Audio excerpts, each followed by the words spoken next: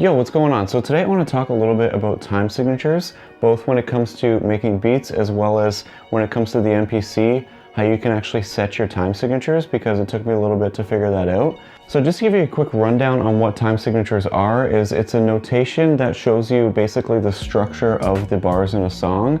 It will tell you how many beats are in each bar as well as what notates a single beat. So as an example, 99% of songs on the radio are in 4/4 time. So the 4 on the top signifies how many beats are in each bar, 4, and the 4 on the bottom signifies that it's going to be 4 quarter notes that make up a bar. The way that you can tell that a song is in 4/4 time, or whatever time signature it is in, you can kind of count along to the song, and that will tell you how many beats are in that song or in each bar. So just as an example, I've loaded up a song that I did in a previous video and it was in 4/4 time. Actually, every song I've done in any video up to this point has been in 4/4 time, but I loaded one up just so that we can kind of count along to it and see what I mean when I say that it's in 4/4 time. So we can count along to this song to kind of figure out its time signature, and then we can make a new track with an odd time signature and just sort of show how that works on the MPC and how you can implement that into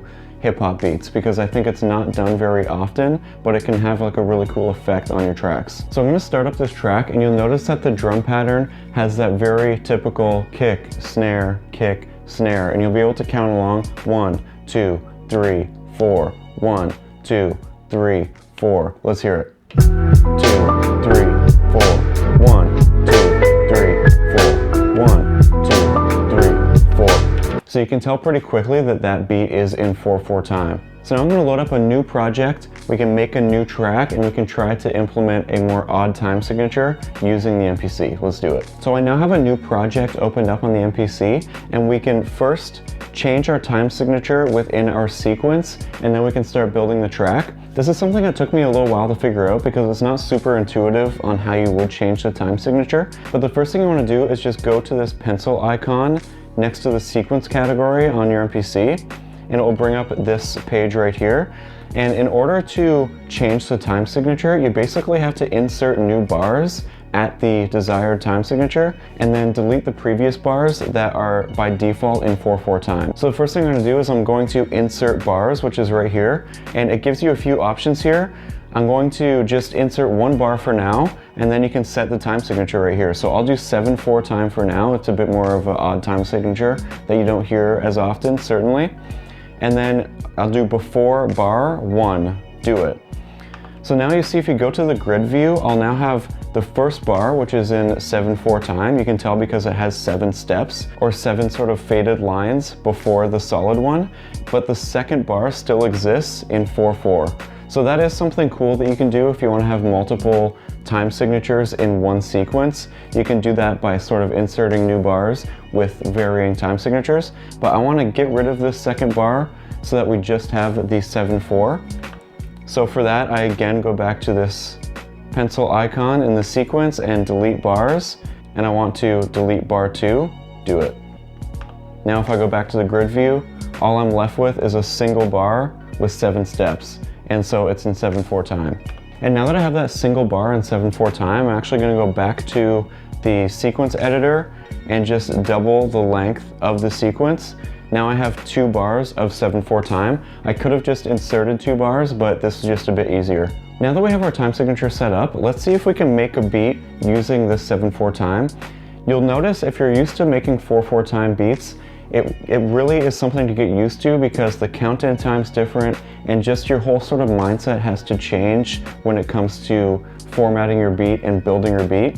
But that's something I really like about it. It makes you kind of think in different ways, and I'm always trying to find different processes that will allow me to work creativity in different ways and kind of just use processes I wouldn't typically use. So for today's beat, we're going to be using a sample off this Ennio Morricone record. It's the soundtrack of Marco Polo. As I've said in past videos, huge fan of Ennio Morricone. If you ever see records from him, you should definitely pick them up because they're just incredible pieces of music.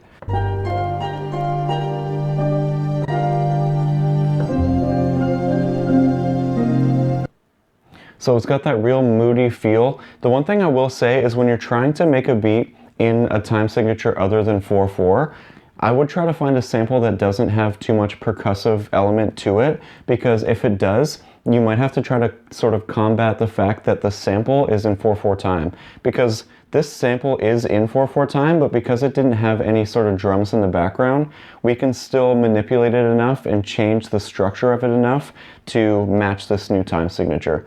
So let's try to record a pattern and see what we can come up with. And you'll notice when I hit record and play, it's going to give us that typical count in that the MPC does, but rather than doing those 4 ticks, it's going to now do 7, because the count in is going to be matching the time signature of the song, which is in 7/4 time. So it's something that you may kind of get slipped up by because you're so used to having those 4 ticks, but we'll just wait those 3 extra ticks, and then we can start recording that pattern. Let's do it.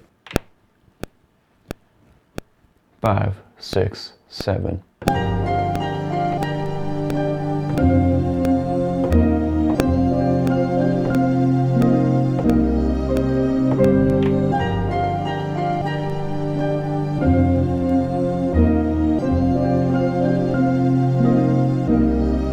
And as you can hear with that sequence, it almost sounds like the bars aren't quite long enough and it's sort of cutting itself off. And that's just sort of the structure of the 7/4 when it comes to this sort of sample-based chopping and sample-based music. So as I said, it's really a change of mindset because it is so different from what we're used to. But I find that that's even more so true when it comes to recording the drums. So let's try to put some drums on top of this sample and you'll see what I mean. And it even more so you'll get a real sense of what this 7/4 time signature feels like when it comes to making these types of beats. The first thing I'm going to lay down is just the hi-hat, because I'm going to do a typical 8th note hi-hat beat. It'll just give us something to sort of keep time with this new signature. So let's start with that and then we'll add in a kick and snare. Let's do it.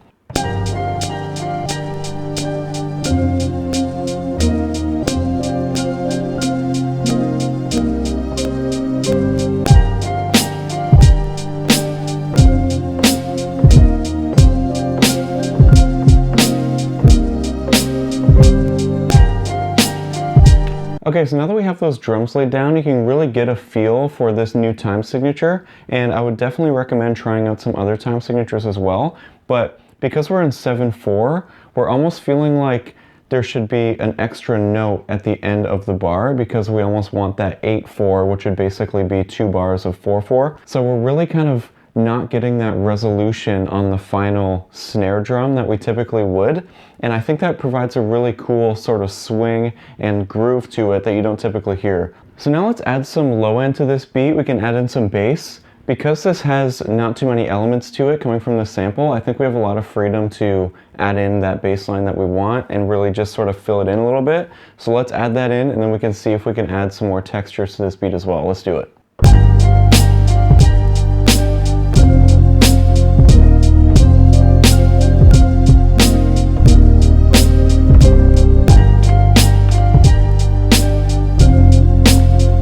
So now we have that bass line added to the sequence. I think we can just sort of add a couple more textures to the beat into this sequence. I'll probably just keep it pretty simple. Just wanted to display what you could do with the time signature, but let's add a little bit more to this beat. Let's see what we can do.